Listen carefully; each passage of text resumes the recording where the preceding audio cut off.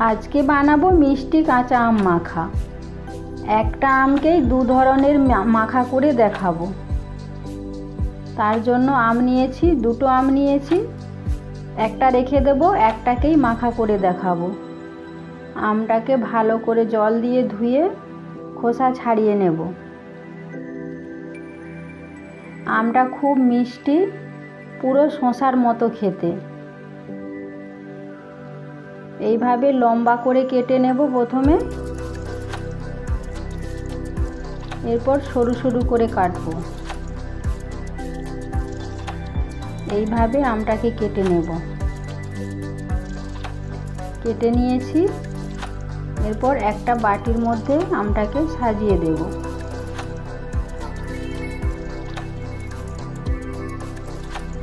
এরপর আমের মধ্যে সাদা লবণ ছড়িয়ে দেব, বিট লবণ ছড়িয়ে দেব, জল জিরে দেব,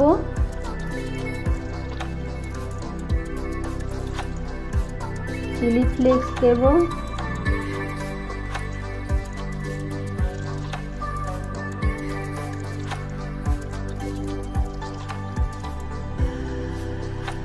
এক ধরনের মাখা করে নিয়েছি।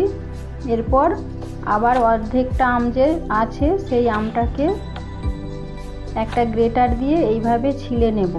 যেরকম ঝুরির আলু ভাজা কাটে সেরকম করে ছিলে নিয়েছি। ওর মধ্যে সাদা লবণ দেব, বিট লবণ দেব, জিরের গুঁড়ো দেব, জল জিরে দেব, চিলি ফ্লেক্স দেব।